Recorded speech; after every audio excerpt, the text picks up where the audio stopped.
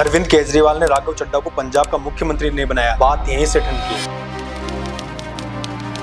Arvind Kejriwal jail गए, Raghav Chadha London पहुंचे, रणनीति बनाई और भारत के नेक्स्ट पीएम और नेक्स्ट सीएम के रूप में सबसे बड़े दावेदार बन गए। जिस इंसान की अंगुली पकड़कर राजनीति करना सीखी, उंगली पकड़ के चलना अरविंद केजरीवाल जी ने सिखाया, उसके साथ जेल में कैसे बैठ जाए, क्योंकि ऑलरेडी देश में पाप धोने वाली पार्टी है। केजरीवाल नहीं चाहते कि चड्ढा उनसे बड़े बन जाएं और चड्ढा नहीं चाहते कि केजरीवाल के वो कठपुतली बनकर रहें। किसी और की कठपुतली बनकर मुख्यमंत्री बन सकते हैं तो आम आदमी पार्टी में रहना ही क्यों है। लेकिन सोशल मीडिया के स्टार जमीन पर स्टार बन जाएं, इसकी भी कोई गारंटी नहीं। आम आदमी पार्टी इंतजार कर रही थी कि राघव चड्ढा पार्टी छोड़े और राघव चड्ढा इंतजार कर रहे थे कि आम आदमी पार्टी उन्हें निकाल दें और आखिर में जाकर आम आदमी पार्टी ने उन्हें राज्यसभा के डिप्टी लीडर पद से हटा दिया और राज्यसभा में बोलने से भी पार्टी टाइम में से रोक लगा दी। लेकिन पार्टी से अभी नहीं निकाला और ना ही राघव चड्ढा ने पार्टी छोड़ी है। अब इतना देखना बाकी है कि दोनों आपस में हम आपके हैं कौन कब होते हैं। राघव चड्ढा, केजरीवाल और आप पार्टी में दूरियां क्यों बढ़ी और आगे इनका फ्यूचर क्या होगा, ये सब हम इस वीडियो में समझेंगे। राघव चड्ढा ने 2012-13 में आम आदमी पार्टी ज्वाइन की, अरविंद केजरीवाल के भरोसे के आदमी बने। केजरीवाल ने भी इन्हें यंग और एजुकेटेड फेस के रूप में प्रोजेक्ट किया।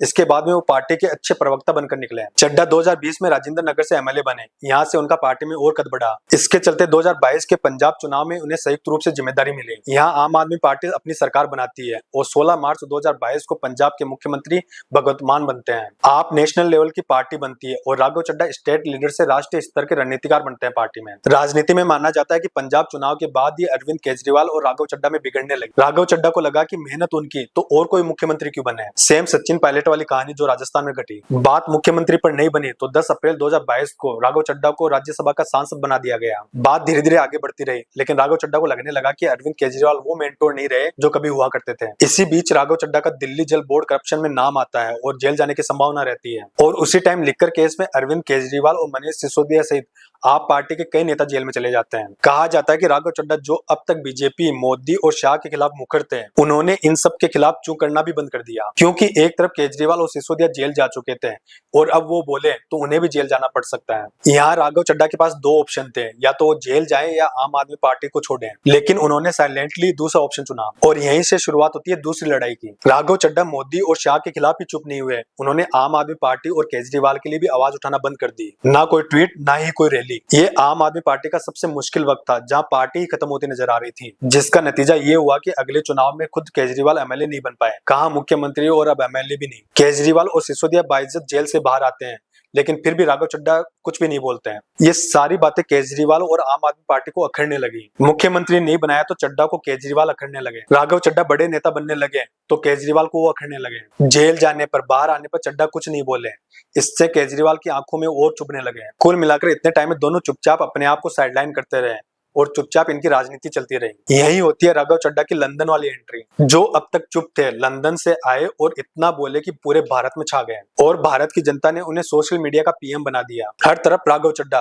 हर दूसरी रील उनकी। बहुत लोग उनका गुणगान करने लगे कि पढ़े लिखे नेता देश को चाहिए। इस एंट्री से राघव चड्ढा आप पार्टी से तो बड़े बने ही, लेकिन वो केजरीवाल से भी बड़े बनने लगे। जहां अरविंद केजरीवाल की इमेज भ्रष्ट और ईमानदार के बीच फंस रही थी, वहीं राघव चड्ढा पढ़े लिखे नेता और जनता की आवाज बन गए। राघव चड्ढा ने इस बीच जितने भी मुद्दे उठाए वो कितने जेन्युइन है और कितने पीआर स्टंट है, इस पर अलग से डिस्कशन हो सकता है। यानी अब राघव चड्ढा के मुद्दे अलग थे और आम आदमी पार्टी के अलग मुद्दे हैं, और यही लड़ाई की तीसरी वजह बनती है। मतलब आम आदमी पार्टी चाहती थी कि वो पार्टी से जुड़े मुद्दे उठाए, जैसे चुनाव आयोग पर, एलपीजी क्राइसिस पर पार्टी के साथ वॉकआउट नहीं करते हैं, मोदी जी और शाह का नाम लेकर उन्हें नहीं घेरते हैं, उनसे सवाल नहीं करते हैं। और राघव चड्ढा का कहना है कि वो आम जनता से जुड़े मुद्दे उठा रहे हैं तो किसी को क्या ऑब्जेक्शन हो सकता है। आम आदमी पार्टी आम आदमी की है तो उनके मुद्दे उससे अलग क्यों। कुल मिलाकर गेम अभी यही फंसा हुआ है कि आप पार्टी उन्हें निकाल दे या चड्ढा खुद पार्टी छोड़ दें। यदि ऐसा होता है तो राघव चड्ढा, आम आदमी पार्टी और देश की राजनीति का क्या फ्यूचर होगा, ये बात हम समझें। इससे पहले हमें एक बात और समझनी होगी, भारत एक राजनीतिक संकट से गुजर रहा है और इस संकट पर समय रहते बात नहीं की तो बहुत बड़ी दिक्कत हो सकती है। इस बात को पूरी तरह से एक्सप्लेन और कभी करेंगे, लेकिन काफी हद तक राघव चड्ढा की राजनीति से इस बात को समझते हैं, फिर इसके बाद उनका फ्यूचर डिस्कस करेंगे। राघव चड्ढा ने जितने भी मुद्दे उठाए उनमें से कई मुद्दों पर पहले से ही काम चल रहा था, जैसे गिग वर्कर वाला, एयरपोर्ट पर समोसे वाला।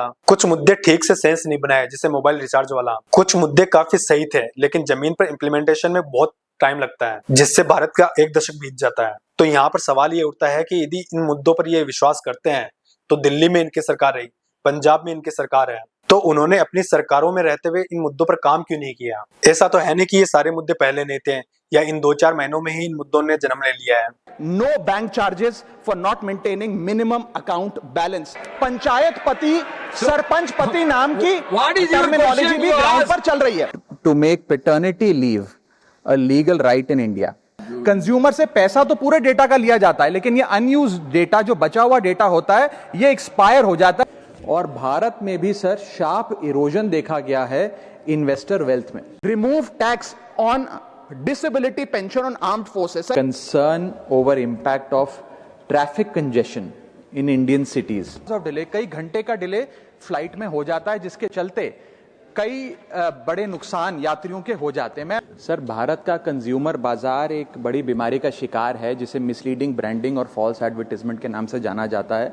तो जनता को यही दिक्कत होती है कि सत्ता में रहते हुए आप इन मुद्दों पर काम नहीं करते हैं और विपक्ष में जाकर आप इन मुद्दों को उठाते हो, या फिर खुला पीआर स्टंट चलता है कि जनता के सामने मुद्दे उठाकर मसीहा बन जाओ, लेकिन उन पर कभी काम नहीं करो, क्योंकि जनता पलटकर तो कभी उनके बारे में पूछती नहीं है। यही चीज हमारे देश की सबसे बड़ी विडंबना है। ये घटिया राजनीति जब तक नहीं सुधरेगी, ये जनता की आवाज पीआर स्टंट बनकर ही रह जाएगा, इससे ज्यादा कुछ नहीं। अब कहा जा रहा है कि राघव चड्ढा आप पार्टी में नहीं रहेंगे तो वो बीजेपी में जा सकते हैं, और बीजेपी भी उनके कंधों पर बैठकर पंजाब में सरकार लाना चाहती है अपनी, और शायद बीजेपी पंजाब में उन्हें सीएम फेस भी बनाए, असम के हेमंता विश्व शर्मा की तरह। लेकिन वो बीजेपी में जाते हैं तो उनका हाल सिंधिया की तरह होने वाला है। सिंधिया आज मुख्यमंत्री का सपना भी नहीं देख सकते बीजेपी में रहते हुए, जिन्हें उनका एक एरिया देकर और मंत्री पद देकर उनको शांत बैठा दिया गया है। यदि इन्हें गलती से पंजाब का मुख्यमंत्री भी बना दिया जाता है तो वहां जाकर भी ये रिवायती मुख्यमंत्री ही बनाएंगे, क्योंकि इनके कार्यकाल की कोई ऐसी उपलब्धि नहीं है कि जो पंजाब में लागू करेंगे ये। राघव चड्ढा कांग्रेस में जाते तो इनका हाल कन्हैया कुमार जैसा होने वाला है, जहां गांधी परिवार के छत्र छाया में इनको रहना पड़ेगा। बाकी किसी और पार्टी में भी जाते हैं